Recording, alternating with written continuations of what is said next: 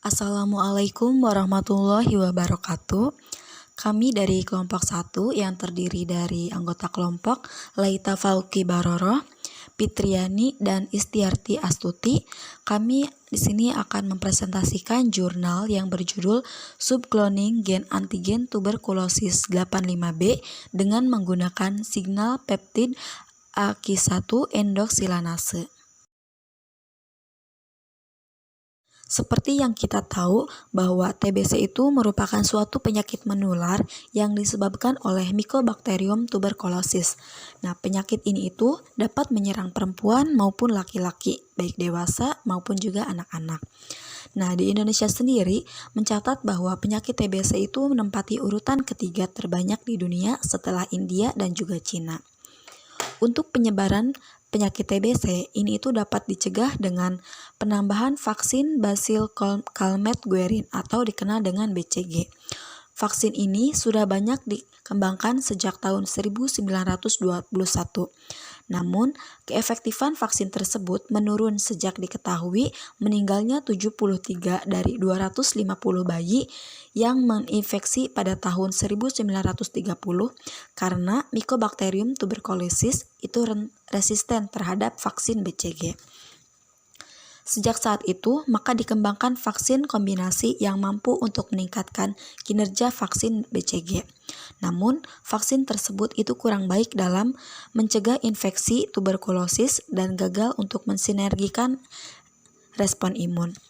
Oleh karena itu, penelitian terus dikembangkan. Nah, salah satunya yaitu dengan menggunakan antigen 85B. Nah, hal ini itu karena antigen 85B dapat menginduksi perbanyakan sel T dan sekresi IFN gamma pada individu yang terinfeksi oleh Mycobacterium tuberculosis. Faktor pengklonan yang digunakan dalam penelitian ini itu merupakan PUC57 fragmen 2 yang telah dimodifikasi dengan disisipi gen antigen 85B.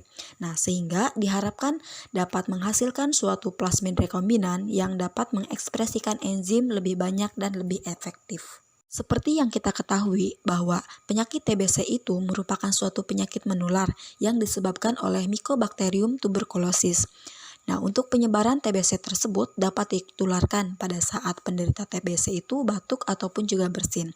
Nah, ketika batuk ataupun bersin itu akan menyebabkan kuman-kuman itu nanti akan ke udara.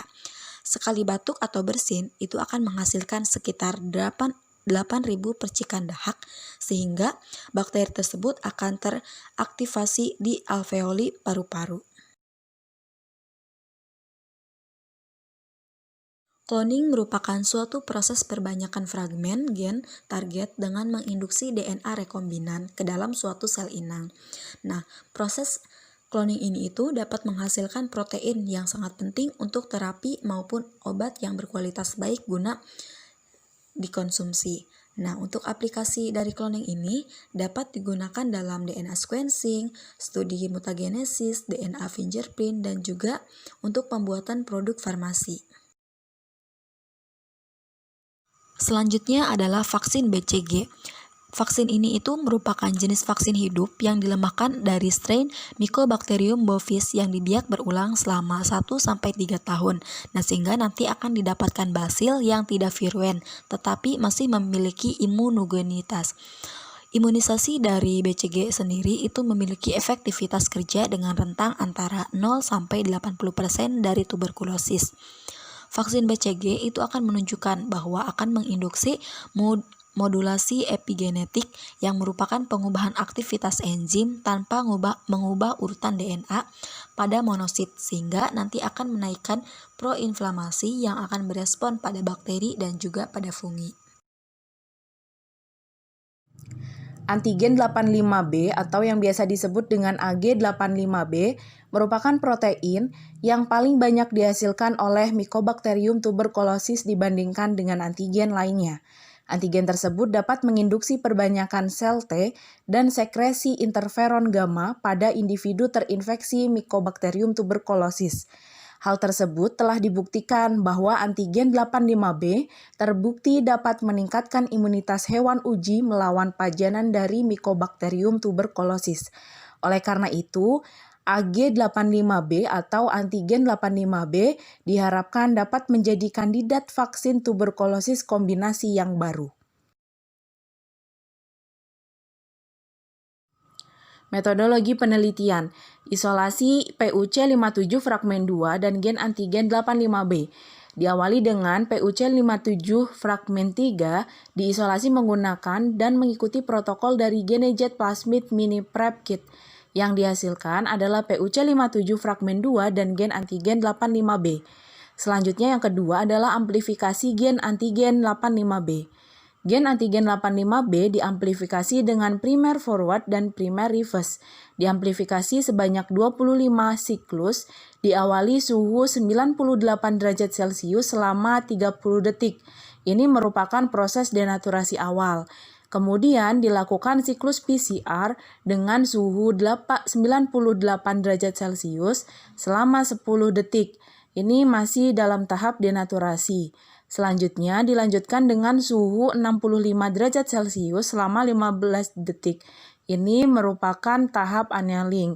Kemudian dilanjutkan pada suhu 72 derajat Celcius selama 30 detik, merupakan tahap elongasi, dan diakhiri dengan 72 derajat Celcius selama 5 menit dan hold pada suhu 20 derajat Celcius. Ini merupakan tahapan elongasi tambahan dan akan dihasilkan hasil amplifikasi gen antigen 85B. Digesti PUC57 fragmen 2 dan gen antigen 85B. Plasmid PUC57 dan gen antigen 85B didigesti dengan enzim restriksi yang sama. Digesti dengan total reaksi 40 mikroliter. Digesti gen antigen 85B dengan sinyal peptid asli. Kemudian diinkubasi selama 5 jam pada suhu 37 derajat Celcius. Hal ini dilakukan agar plasmid terpotong dengan sempurna dan akan dihasilkan digesti PUC57 dan gen antigen 85B. Selanjutnya adalah purifikasi hasil digesti. Plasmid hasil digesti dilakukan purifikasi plasmid hasil digesti menggunakan gel atau PCR DNA fragment extraction kit yang akan dihasilkan hasil purifikasi plasmid digesti. Yang kelima adalah ligasi vektor PUC57 fragmen 2 dengan gen antigen 85B. Ligasi sampel digunakan enzim dan buffer ligasi dari produk Promega. Kemudian diinkubasi selama 3 jam pada suhu 22 derajat Celcius. Dilakukan head inactivation pada 70 derajat Celcius selama 5 menit. Dan akan dihasilkan hasil ligasi vektor PUC57 fragmen 2 dengan gen antigen 85B. Yang keenam adalah transformasi ke dalam sel inang E. coli DH5-alfa. Sampel plasmid hasil ligasi sebanyak 5 mikroliter dilakukan dengan metode head shock. Dimasukkan sebanyak 5 mikroliter ke dalam 50 mikroliter E. coli DH5-alfa dan divortex hingga homogen. Diinkubasi di dalam es selama 30 menit dan diinkubasi kembali pada suhu 42 derajat Celcius selama 60 detik. Diinkubasi kembali di dalam es selama 2 menit, kemudian dimasukkan sebanyak 250 mikroliter media SOC ke dalam campuran dan dilakukan pengocokan menggunakan inkubator yang memiliki suhu 30 derajat Celcius dan dihomogenkan selama 1 jam.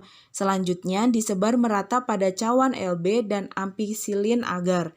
Dan selanjutnya diinkubasi pada suhu 37 derajat Celcius selama 16 jam. Maka yang akan dihasilkan adalah koloni yang diduga positif. Yang ketujuh adalah konfirmasi plasmid rekombinan dengan digesti. Plasmid rekombinan dengan sinyal peptid AKI1 endoksilanase digesti kembali menggunakan enzim restriksi. Kemudian didigesti plasmid rekombinan dengan sinyal peptid asli menggunakan enzim restriksi dan dicampurkan dan diinkubasi selama 3 jam. Campuran larutan sampel digesti. Kemudian yang ke-8 adalah sequencing dan analisis data. campuran larutan sampel digesti, dilakukan proses sequencing menggunakan primer forward M13F atau dalam kurung 20 dan reverse M12R PUC dalam kurung -26 dianalisis dengan menggunakan program BLAST. Kemudian akan dihasilkan hasil sequencing. Yang kesembilan adalah sodium dedosil sulfat poliakrilamid gel elektroforesis SDS PAGE.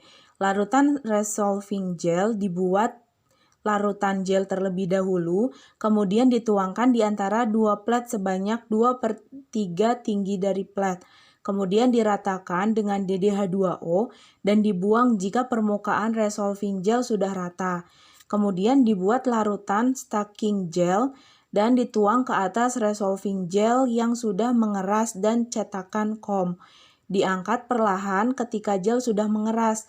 Selanjutnya dilakukan running buffer dimasukkan ke dalam tangki elektroforesis.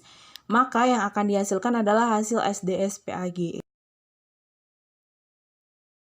Hasil dan pembahasan dari yang pertama adalah isolasi PUC 57 fragmen 2 dan gen antigen 85B. Ini berhasil dilakukan dengan mendapatkan pita DNA sesuai dengan yang diinginkan, yaitu 3000 Pb untuk PUC 57, fragmen 2, dan 991 Pb untuk gen antigen 85B. Selanjutnya adalah amplifikasi gen antigen 85B.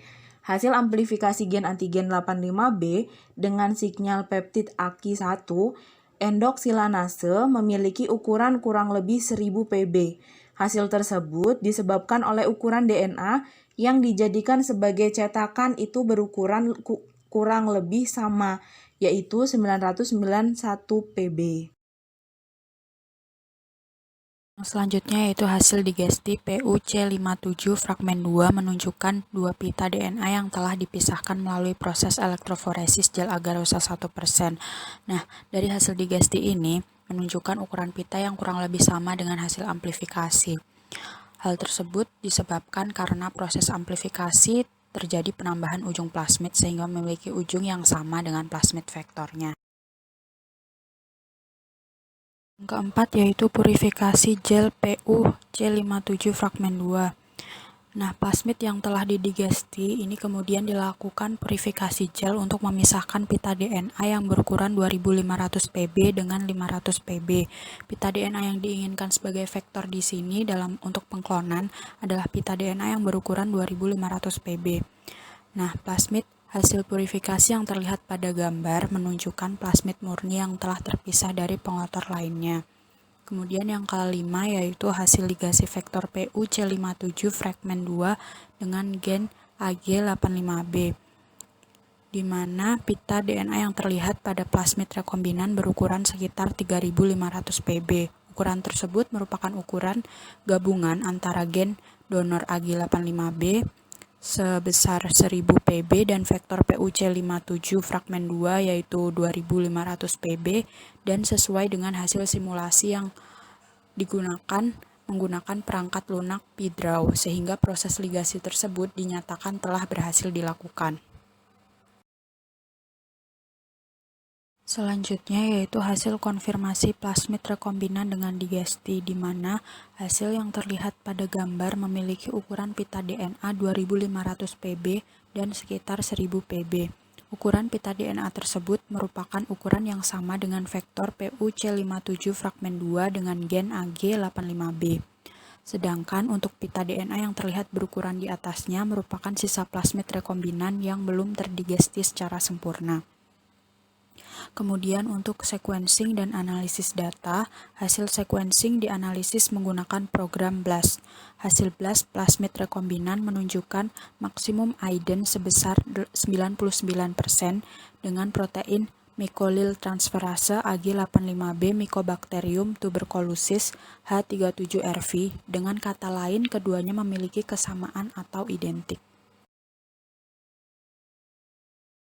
Yang terakhir yaitu sodium dedoksil sulfat poliakrilamid gel elektroforesis atau yang biasa dikenal dengan SDS PAGE. Pita protein yang terlihat dari gambar hanya terdapat pada lajur K hingga lajur 24 yang merupakan protein dari intraseluler. Kultur ekstraseluler atau supernatan tidak menunjukkan pita sama sekali. Hal tersebut menunjukkan bahwa kultur E. coli hanya mengekspresikan protein secara intraseluler saja. Bakteri E. coli tidak memiliki sinyal yang dapat mengeluarkan protein ke medium pertumbuhan. Sedangkan untuk ketebalan pita kurang lebih sama antara kultur sel kontrol dengan kultur sel signal peptid Aki1 endoksilanase. Perbedaan ketebalan pita juga tidak terlihat signifikan antara kultur 18 jam dan kultur 24 jam. Ukuran pita protein terlihat sekitar 55 kilodalton. Namun, ukuran tersebut tidak sesuai dengan ukuran protein dari gen antigen 85B yaitu 30 kilodalton. Dari hasil penelitian yang telah dilakukan dapat ditarik kesimpulan bahwa gen antigen 85B dengan signal peptid Aki1 endoksilanase berhasil diklon ke dalam vektor PUC57 fragmen 2. Namun, ekspresi dari antigen 85B dengan signal peptid Aki1 endoksilanase belum berhasil diekspresikan.